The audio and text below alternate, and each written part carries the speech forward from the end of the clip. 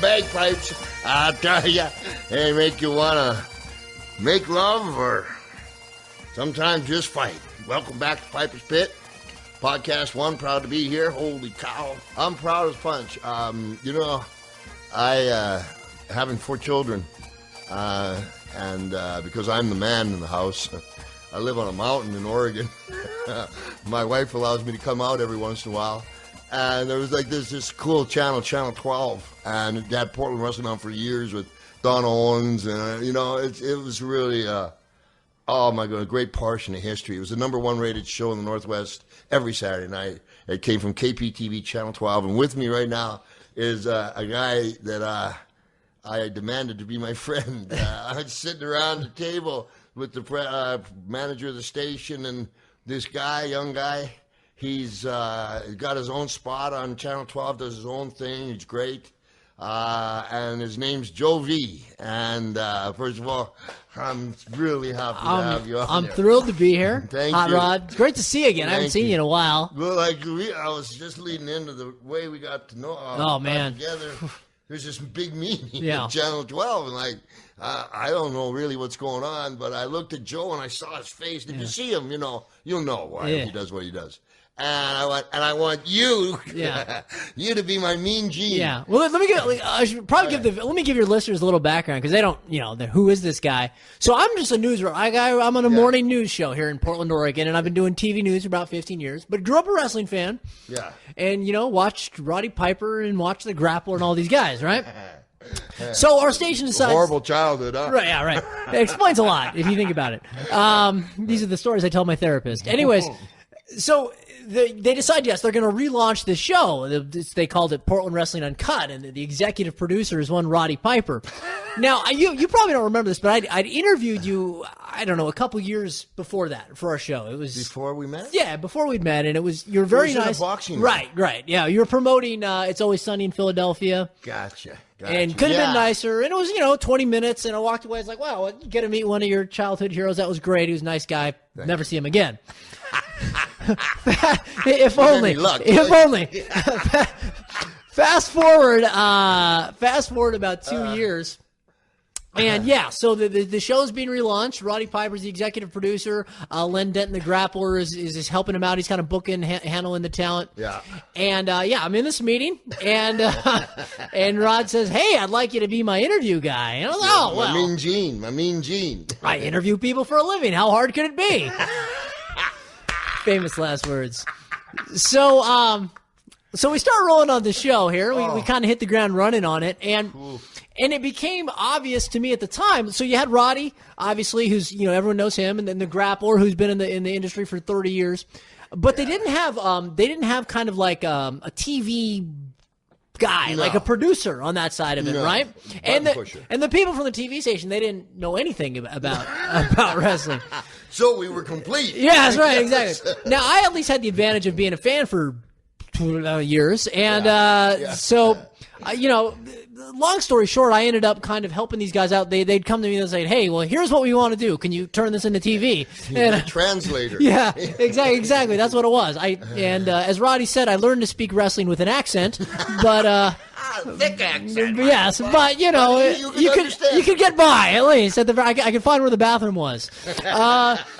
So that turned into this whole adventure where essentially I kind of became the secretary. If Roddy was the president, Grappler was the vice president, I was like kind of the third member, the junior partner, if you will. Of these 3 guys. And this is how I want to tell your listeners here, just a little peek. I'm not going to give away all the behind-the-scenes magic, but just a little bit of how it worked. Okay. So these 2 legendary wrestlers would come to my house because I'm on a morning show. I get up at 3 in the morning. I'm on the news at 5 in the morning. Work till whatever noon. I get home. I got 2 young girls, 6 and 4. They're beautiful. Roddy's got obviously young daughters. Lenny's got young daughters as well. The Grappler. And so we would hold these meetings where these guys are putting together their wrestling show. The VP mansion. In my living room. My kids are running around. My dog is running. Now, for all you listeners out there that grew up watching Roddy Piper on TV, just imagine that he's sitting there one day in your living room writing a wrestling show. With a cape. Yeah, and I'm the stenographer putting all this down. And he's telling me, yes, in this segment, I think I should be maced. And I'm thinking, how did I get here where Roddy Piper is laying out all these insane things? Get maced? And we never did it. I think I talked you down off that ledge, if I remember correctly. I've been maced before. Yes, though. you mentioned that. Yeah, I got you. Okay, so we got Joe. Yeah. God bless Joe. If it wasn't for Joe, we wouldn't have got nothing. It was a surreal, I'd been in the TV news business at that time, I think 13, 14 years. If you would have told me that would have led to this experience, but it was incredible. For all you people, just a little insight to Rod and kind of how he works. What blew me away, if I can suck up to you a little bit here, was, you could have come in and just been on the TV and waved to the fans and that would have been it. Everyone would have been, okay, well, he earned his paycheck, his sizable paycheck. But this man, and this is true, and I'm convinced that this is why one of the reasons why you became what you are still to this day. Holy cow. Every single element of that show, he was so detail-oriented. Every little thing from every match. I mean, I'm not talking about the segments he was in. I'm talking about everything. Like your morning constitution. Just with a fine-tooth comb, every little detail, how this guy looked, what this guy said, what this guy said. The work ethic, the attention to detail blew me away, because with your resume, you could have just come in and been the guy in the kilt, and everyone would have loved it, but you cared. I hope, after 20 years in the business, 34, okay, there we go. I hope, I'm not even at that age yet, not to date myself, but I hope when that was a shot. No, I'm just saying, like, the passion you still had for it blew me away, and kind of like really, you already had my respect, but was pretty incredible to see up close. If you people want insight as to, again, why I think one of the reasons, just besides the fact that he's talented, but work ethic, attention to detail, and passion. You can't teach that. You have it or you don't, and Hot Rod has it, and that was a pleasure to see up close. Saying to you, well, I understand. I'm not that much fun to be around, but it was, I think we had 13 episodes. Originally. Yeah. And our marching orders was to get it picked up for 52 episodes. Correct. So away we went. Yes, sir. And Joe had some great ideas. Well, that was the thing. It was interesting because I'm coming into this, wrestling is a pretty closed industry, and I'm coming into it as an outsider, right? With these two, with one legend and also with Roddy Piper. And that would be the grappler. Yeah. But what again, they were very open, and after I think I kind of earned their trust a little bit, they'd say, hey, well, what do you think of this? And I'd say, well, what if he said that? And sometimes they use it, sometimes they wouldn't. But it was very, it meant a lot to me that you guys kind of like actually would value my opinion, because, as an outsider, I really had no business having any say in it, but you allowed me to. So that was thank you, but not true, because it's interesting. Sometimes we can't see the trees for the forest for the trees. Yeah. Where if you get somebody that, like yourself, that has the respect for what we do, and then and is in tune with it, it really was valuable for us. Yeah. Because and your presence, anybody who wants to YouTube, I don't know, easily found, but and being able to go, that was another thing you have. Because of your own show. What's the name of the show? Well, I'm on the news show, which is Good Day Oregon. Then I have the segment called the segment's called On the Go with Joe. So that's my deal. And so for people, obviously people not from Portland never heard of it, and a lot of people from Portland probably haven't heard of it. Although it is the number one morning show in the market, but nonetheless. Ow! Yeah. But usually, so I'm the guy out covering, whatever the beer festival is, or I'm at some gym or something like that. I'm having fun for a living. This was a different animal. Yeah, but my point was like. It wasn't curveballs at the last second was not is something you were doing every day. Yeah. Live TV. You do it every day. Yeah, so that was valuable. Yeah. That you can't. You earn that. Yeah. And so you came with that base, and I'm trying to think of some of the things that. Well, there was one we did a Christmas show. We did a Christmas show. We'll get to the Davari story too, but. We did a Christmas show where Roddy. So this is kind of how Roddy works. All right, Roddy has an incredible imagination that never shuts off, ever. He'll have a great idea, and then he'll have an even better idea 5 seconds before the show is scheduled to start.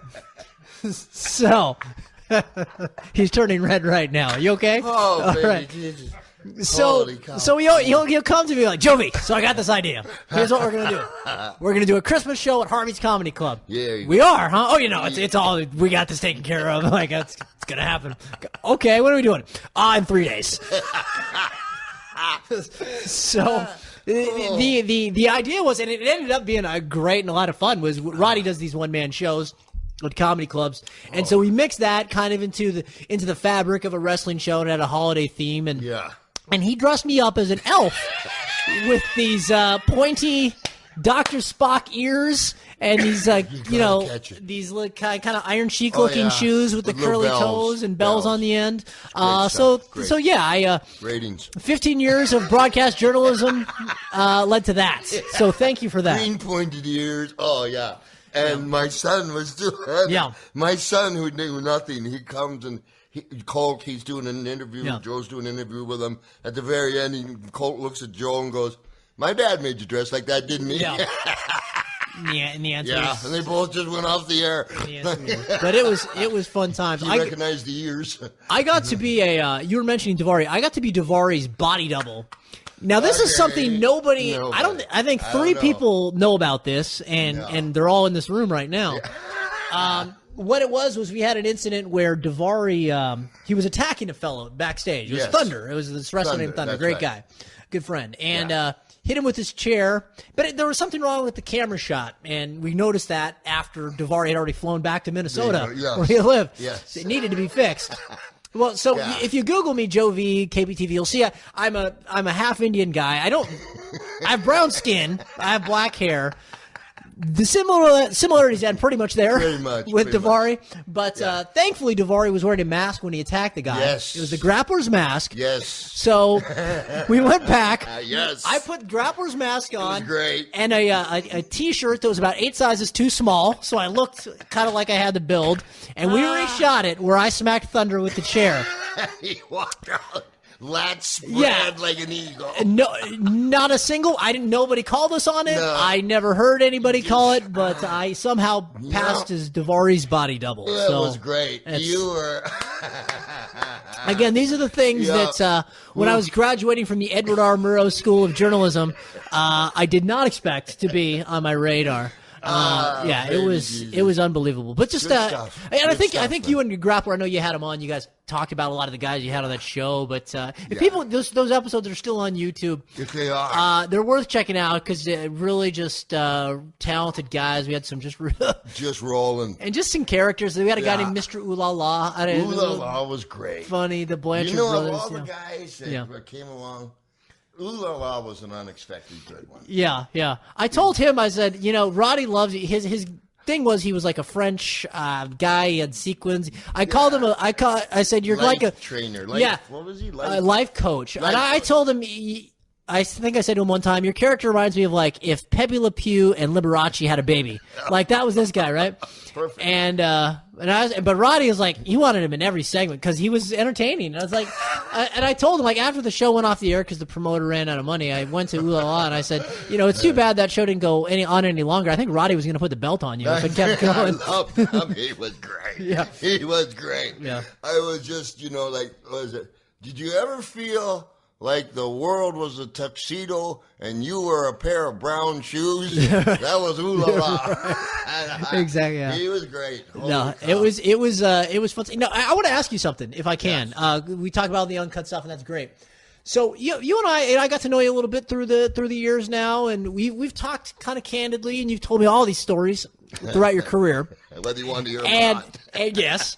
And, I've always found you to be a very, fair person. You don't really talk bad about people that don't deserve it. I think you're a pretty fair-minded person and that sort of thing. But there's a couple people that I could tell you just weren't crazy about. You're like, oh, this guy. Honky tonk man. So I'm sitting at home. Watching the WWE Network a couple weeks ago, WrestleMania 30. And I see Roddy Piper shake hands and hug Mr. freaking T. Now, I'd heard stories about you and him, and you told me stories about you and him, and I don't think it's any secret that you weren't necessarily his biggest fan. No. or the other way. Yeah. So, how much did Vince have to pay you to do that? First of all, and can I have some of it? Holy cow!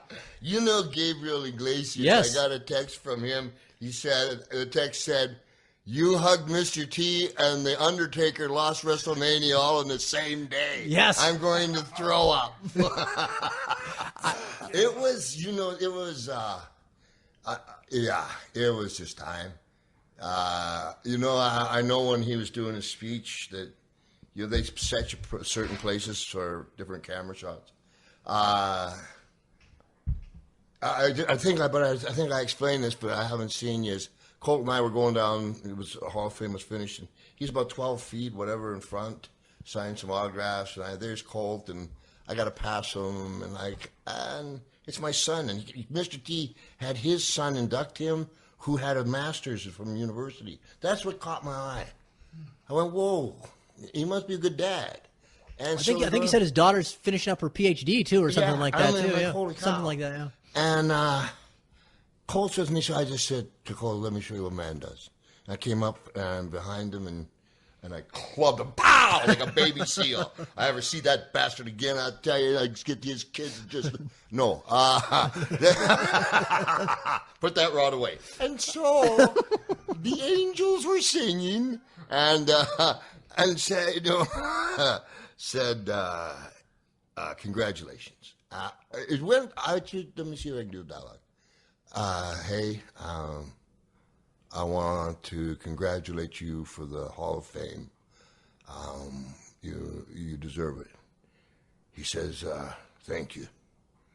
I said, in a moment, I said, maybe we can get a Coke someday. He looks at me and he goes, or maybe some chicken. I swear to God. I looked back at him and says, maybe Popeyes. He says, a little spicy for my tummy. Kentucky Fried. Good. That was it.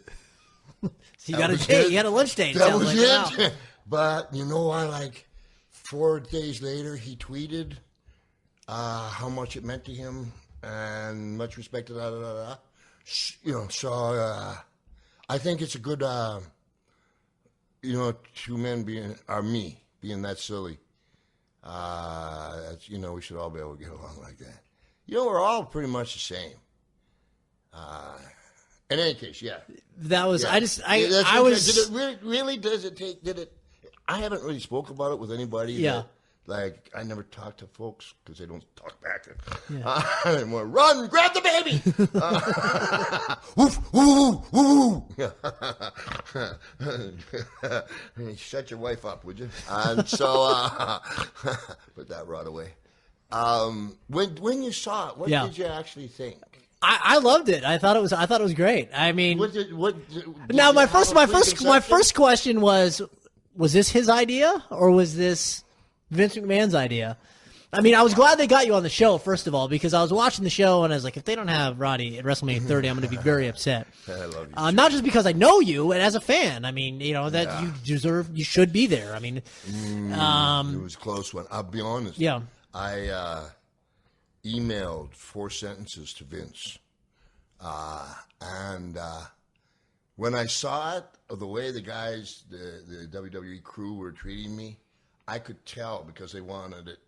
They were putting it in the show as the show was going on, which is a very, it's a dicey thing, yeah. Yeah, dicey thing. And a lot of moving parts. Hogan T, Orndorff, myself, friction, a lot of story. And and I was looking at them, and I could see they weren't steady on their feet on this one. And my take on it is, Vince said, "Put that in," and he was being respectful. Because I said to him, "If you don't have me," I said, "Let me induct Mr. T." Yeah. Come on, they need a heel in there. I'm a villain, okay? Oh, RowdyPiper.com. I'm supposed to plug stuff now. Twitter, RowdyPiper.com, new T-shirts. Buy everything. Everything is better than yours. New villain T-shirts. I can sign it and everything, Takes me weeks. I hand carve them out of wood for you. RowdyPiper.com. Get your stuff. Twitter. So where were we? Well, how did you feel about it? It was really fantastic. Now I'm looking at the clock here. Yeah. Are we supposed to take a break now? Is that, or do we keep going? See, okay, just a second though. See, I rest my case. Yeah. This is why we needed Joe V. Right. How long has the match been on? Oh, I don't know. Joe V. 3:55. God bless you. Joe V has taken on like one of my favorites of all time, and Joe V's, because that show, just before we go, that show that we did, it was Joe V's idea, and we had, if you know Denton the Grappler, which if you don't know wrestling at all, Joe V had him a new segment called the Grappler's Pit. I loved it. It was great stuff. It was groundbreaking television. Groundbreaking television. Yeah. 30 years from now, we'd be shaking hands. Hey, Rod, maybe you'll get your own interview segment one of these days. One of these days. Guy can dream. But like you have been doing something that's so difficult. Well, you've been writing a book. Yep. Is this the first book? It's the first one. I attempted one before. This is the first one that's actually going to get published and be sold. Gotcha. Because I tried it before, and it's hard. You've done it, and you know. You get in there and you get the stories, and sometimes one story bleeds into another. But when you read it the next day, what was I thinking? Yeah. And what's the name of the book? Well, it's called. Do we need to take a break? We're 20 minutes in. Should we make the announcement now? See? Okay. We got more special. Well, we have another guest coming up, and maybe we can bring him in and make the announcement. And if I'm a good boy, maybe they won't put the helmet on me in the bus going home. That way I can lick the windows. We will be right back. And we are back. Bagpiper. Joe V. What's up, Hot Rod? And his dwarf, the elf. It was an elf. Now, get it straight, please. Yeah. Dwarf is an insult. And an elf, though. That's macho and masculine. No.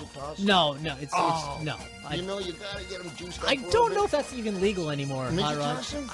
I believe they call it dwarf tossing. They got the midget toss, please. All right. Well, you got like 911. Yeah, could have the midget toss, please, because Piper's tossing drunk midgets. But you toss them gently because they got a harness on it. Okay. So I'm going to take your word for it.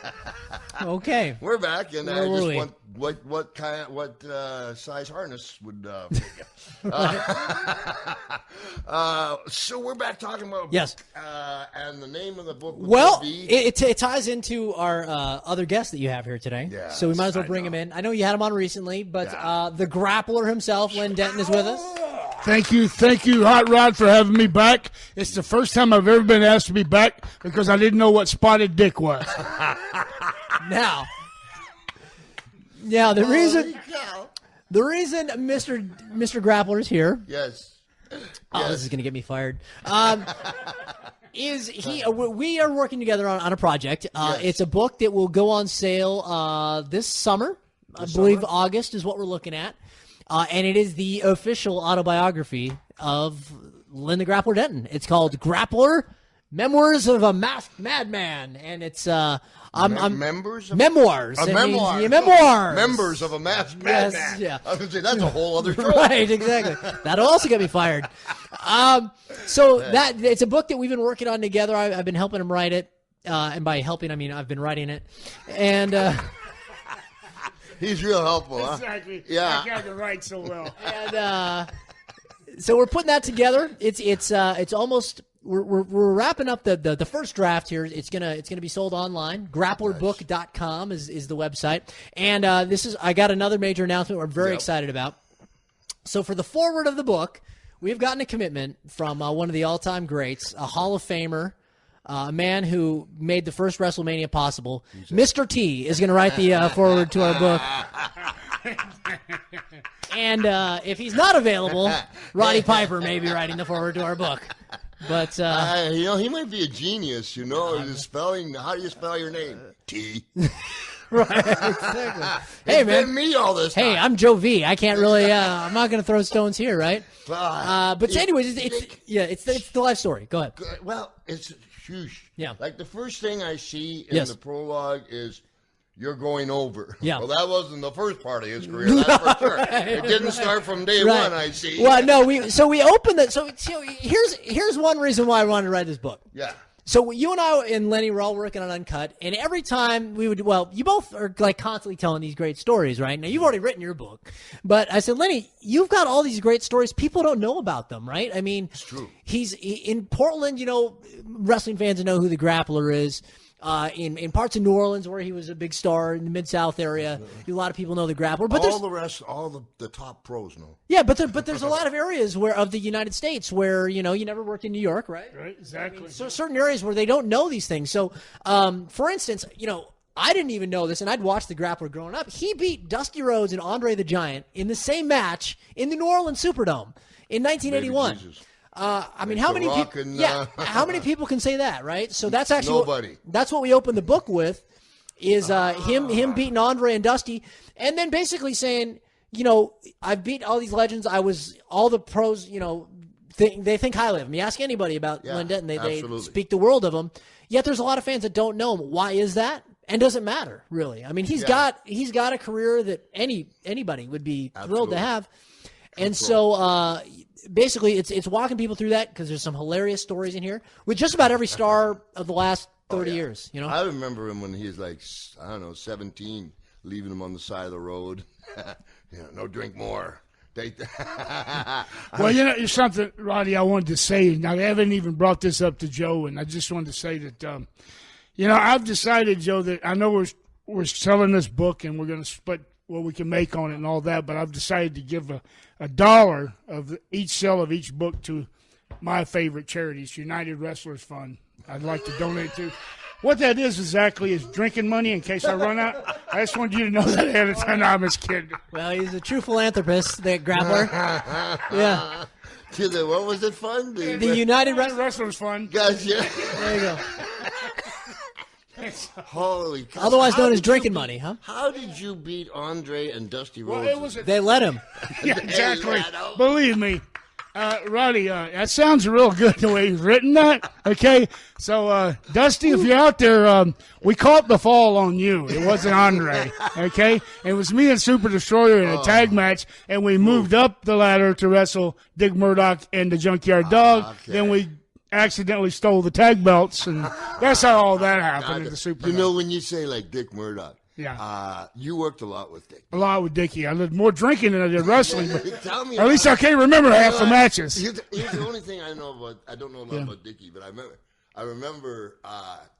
This is Dick Murdoch we're talking about, and somebody he's in the ring performing, and he threw the guy out or whatever, and somebody, I'm making it up now, like from the 12th row, threw an orange and hit him. That was in Japan, in Tokyo. Tell me what happened. In Tokyo, and Dick Murdoch standing in the ring, and he threw the guy out of the ring, and he's yelling at the fans on the other side. He turns his back on the guy. Yeah. And one of the Japanese fans throws a orange. He hits him in the back of the head, and he goes diving over the top rope. He thought the guy drop kicked him from behind. They're all just like looking at each other. The fans like, what happened to the guy? All of a sudden, he flips out. It's like, goes and dives over the top rope, falls all the way to the cement floor, gets up, and he's looking at his opponent staring at him on the other side of the ring. Now, I got another story about him that Lenny told me. I want to get because we've got sections of the book about Dick Murdoch. Okay. And one of the stories, so I guess he was always kind of joking around in the ring. I mean, you told me that Dick Murdoch could have been Harley Race if he wanted. He's one of the best workers in the business if he wanted to be. Sometimes like to goof around, right? Yeah, he would mess around. Yeah. Gotcha. Tell the story about, I believe it was him and Super Destroyer, and they were pretending to draw guns. Tell that story. They were in a town called Broken Bow, Oklahoma. Broken Bow, yeah. Oklahoma. And that's like, Roddy, when they used to run like in the summer, they run in the football stadium. Sure. And so you go to the school and there's showers. You only got cold water because it's summer. And they turn the water off. You got to take a cold shower. We really love those shows, So I'm on semi and I work with whoever, I forget. And so I'm sitting there and I'm sitting on the hood of the car watching them wrestle. And so Skandar Akbar, which was a manager, right? Yeah. Right? So he is Super Destroyer's manager and my manager. So there's a single. He's in the single with Dick Murdoch. Super Destroyer is in the main event. So I'm watching them, and so as they come to the ring, Murdoch's already in the ring, and Super Destroyer starts to get in the ring, and Dickie, being from Texas, Dick Murdoch, acts like he pulls a 6-shooter out of the side of his tights. And so there's no gun. He's just holding his hand like a pistol.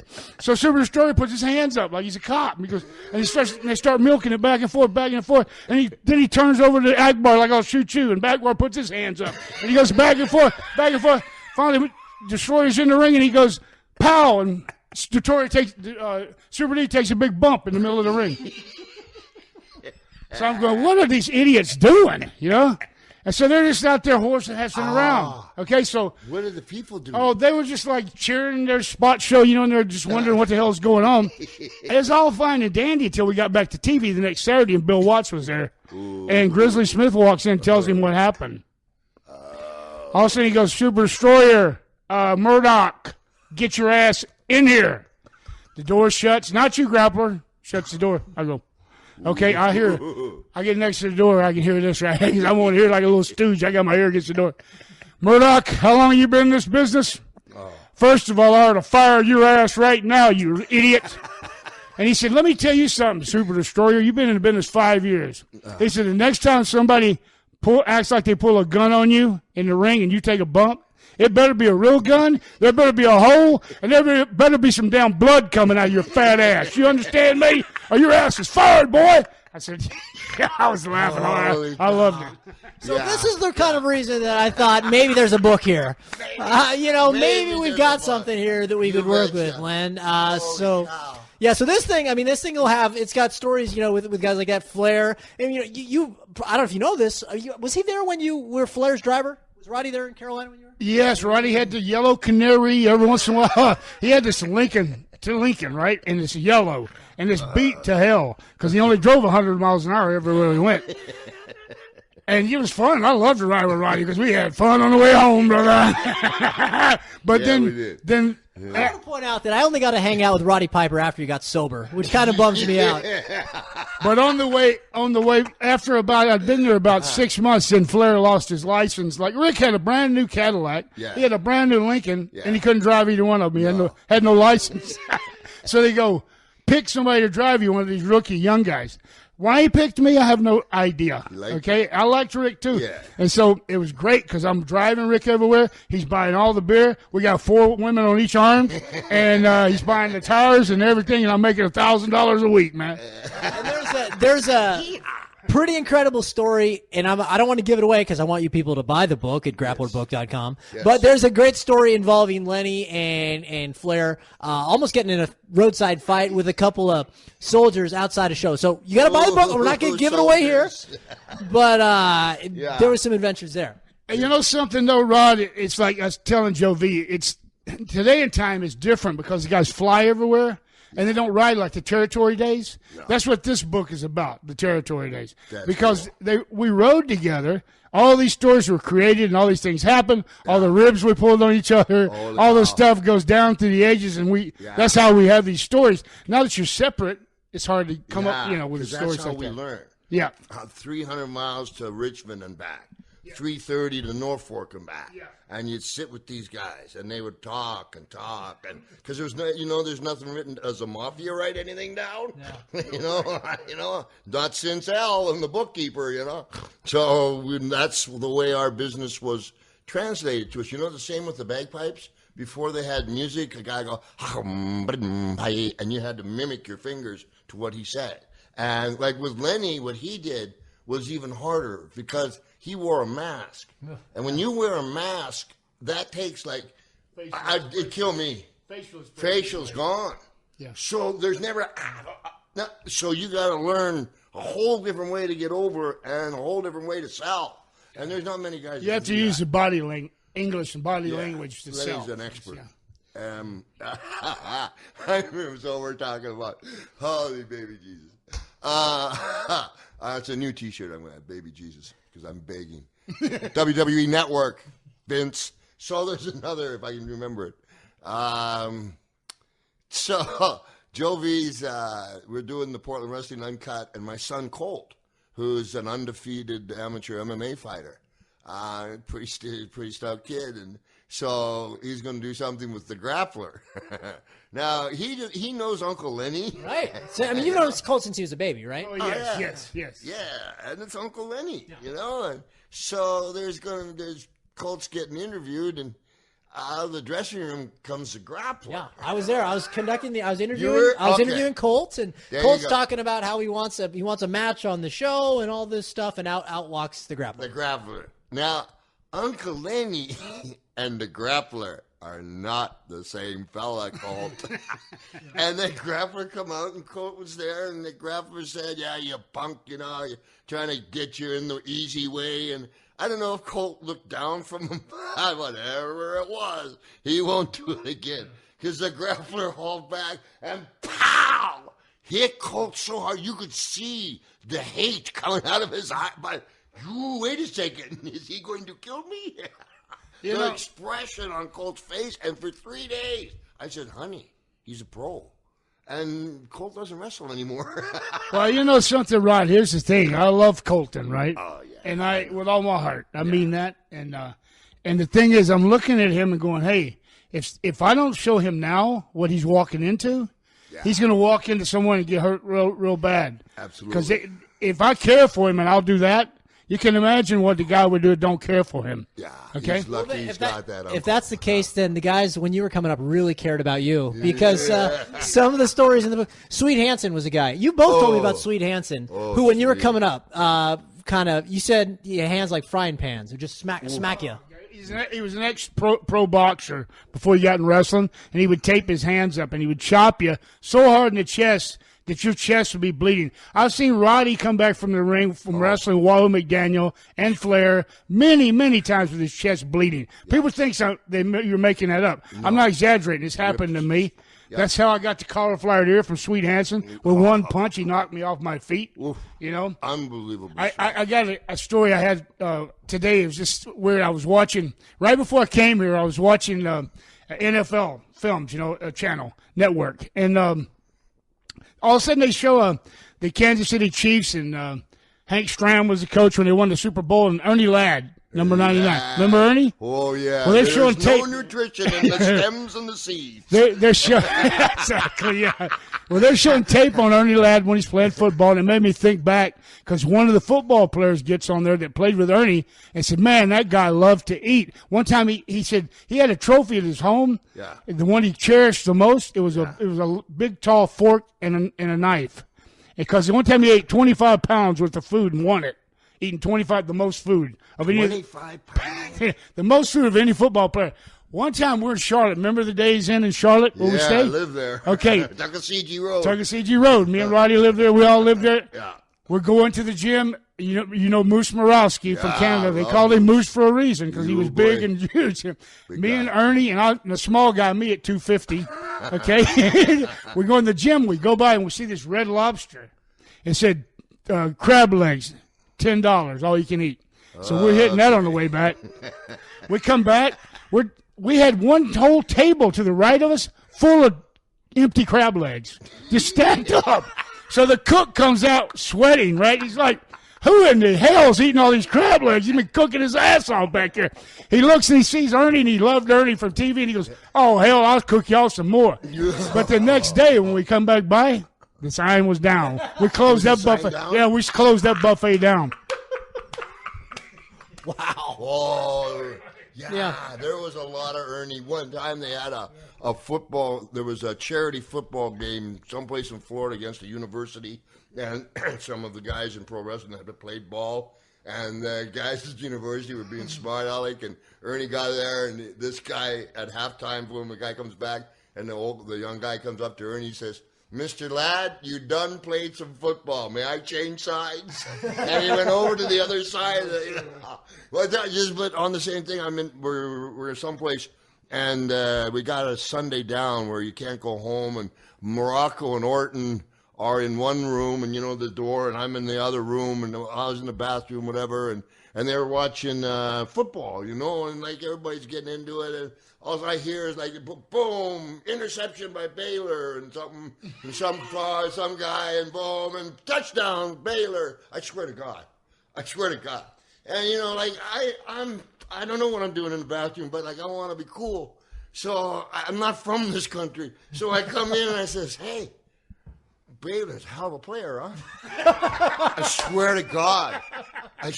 They looked at me like, no, I'll leave. I swear to God. And I went in. I don't know nothing about football. Oh, my God. He goes, hey. Yeah. Anyway. He's one of my all-time favorites, that Baylor. That guy could play. School's pretty good, too, I hear. Yeah. Holy cow. Oh, man. Yeah, good stuff. The book. Yeah. Don't just. What age do you pick the book? Do you pick the Grappler up in? Well, it's going to follow him. So this prologue deals with Andre and Dusty and all that, and kind of his big fame in Mid-South. But then we start from his childhood and how he gets into wrestling. Then we start basically from start to finish, and it's actually we found room for you in it. Colt's in it. I mean, gosh, there's stories. I'm telling you. Let's see, Flair, Rick Rude, Ted DiBiase. I'm just trying to think. There's stories about everybody. Ultimate Warriors in here. Goldberg. Yeah. List of as many guys I could. Dusty, Andre, whatever, you know, brother. You've been there. Yeah. You've been there. On and on and on. Well, it's pretty great. There's Ernie Ladd's in here, and there's a story where Lenny and he's you're a greenhorn. You're up and coming, and you do like I think a 3-on-1 handicap match against Ernie Ladd, who squashes him. And your grandfather, surprisingly they didn't win, and his grandfather sees it at home in Nacogdoches, Texas, I believe, and says, Nacogdoches. And says, boy, you're really not much of a wrestler, son. You might want to look into another. And then here's the irony. Grandfather. So, but here's the irony of Lenny's career. So he loses. He gets embarrassed by Ernie Ladd on television. Goes on to have this great career, and then I think it's 1998. He goes on national television against Bill Goldberg, and probably more than any match of your career, more people saw this match than anybody. Like 6 million people. Loses in 20 seconds. So he was embarrassed by Ernie Ladd. Some stuff happened. He was embarrassed by Bill Goldberg. The end. That's essentially what the book is. Order your copy at grapplerbook.com right now. There you go. You betcha. It was a different time, the territory days. There was a lot of guys like I just got a couple of weeks, 3-4 weeks ago, had a disagreement with a fella, and they're like, he's not from the territory days. And I finally realized that it's a whole different 9 yards, the way that you approach pro wrestling and what you do with it if you weren't trained in the territories. There's still something, if you don't have that, it really helps if you were trained in the territories. Let me just put it that way. But also, you know, I like the young guys that are coming along. First of all, what's the name of the guy in the Shield? Here's their names. Dean Ambrose, Roman Reigns is the son of Alpha that you guys were talking about, and then Seth Rollins is the third fellow. Yeah, a lot of fun to watch those guys. Yeah, they're great. They're great. And then like there's in Oregon here, you guys are running a league. What's the name of the league?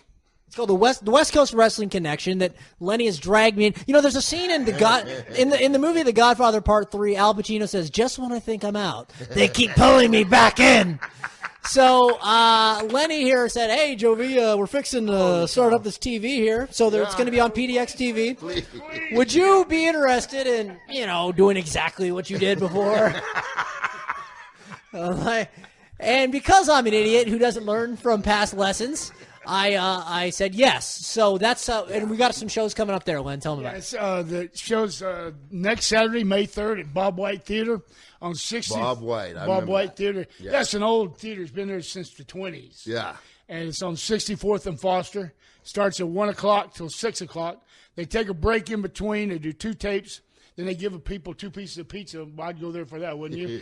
and then they get, I love it. I love it. Don't let Ernie Ladd in the building. Yeah, no kidding. There'll be no pizza left. And then the 2 more tapes. So they're out of there by 6:30, so they can go and still go have fun. After just watch us beat each other up all day. Yeah. Yeah, they got Matt Stryker's there. He's going to be Good guy, there. A Matt couple Stryker's a other good good kid. talents there. Gangrel, some good guys. So. Yeah, tell them about Othello. Then Othello, yeah. Well, he's a giant dude from Compton. What do you want me to tell you? The guy's 7 feet tall, and I still have nightmares about him. This man's enormous. It's like, I don't know. Yeah, he's incredible. Yeah. So you're going to see him, So and then it debuts on PDX TV, I believe, on May the 24th. So you're going to be able to see it Saturdays at midnight. So that we got that going on, and then the book. So yeah, we have plenty to do. How are you doing, brother? That's my vacation time. Don't want to. No, you guys are rolling. But I do.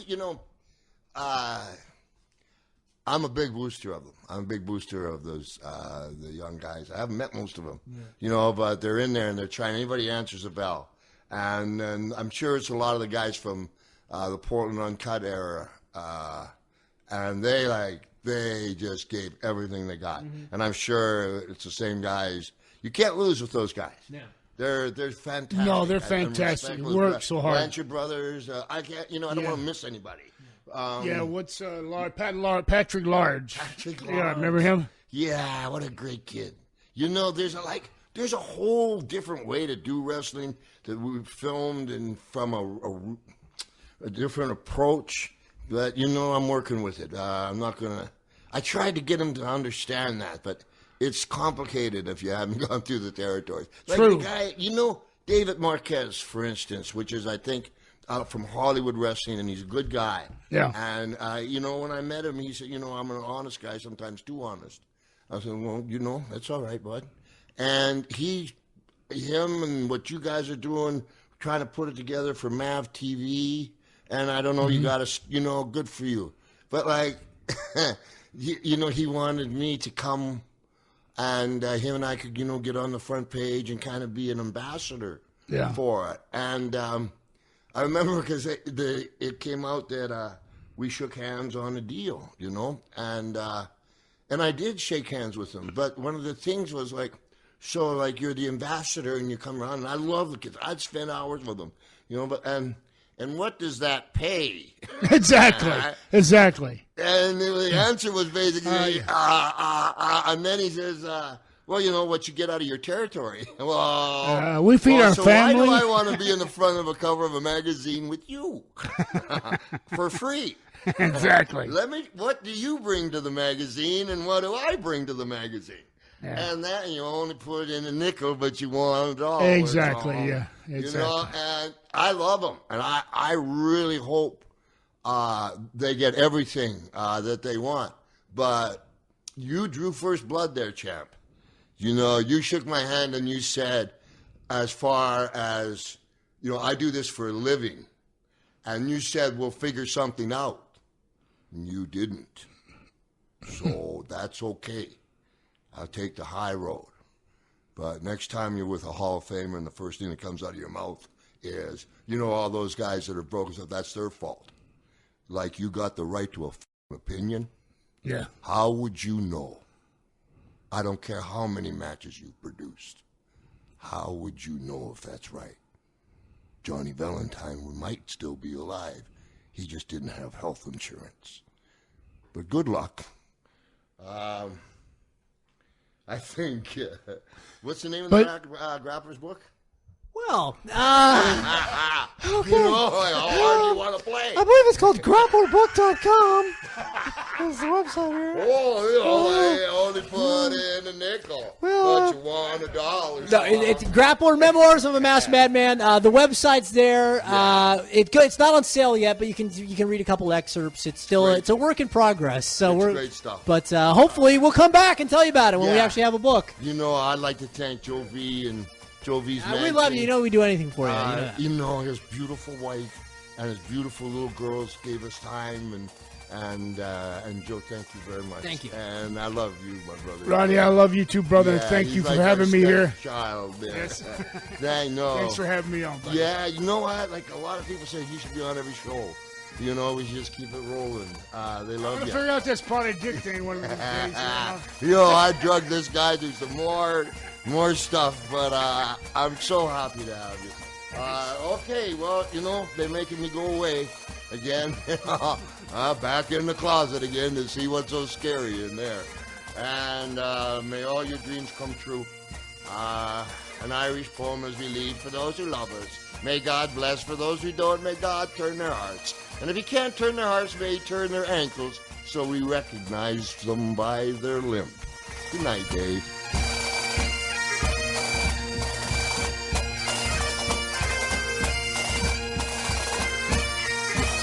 This has been a Podcast One production. Executive producer Norm Pattis. Download new episodes of Piper's Pit with Roddy Piper every Monday at podcastone.com. That's podcastone.com.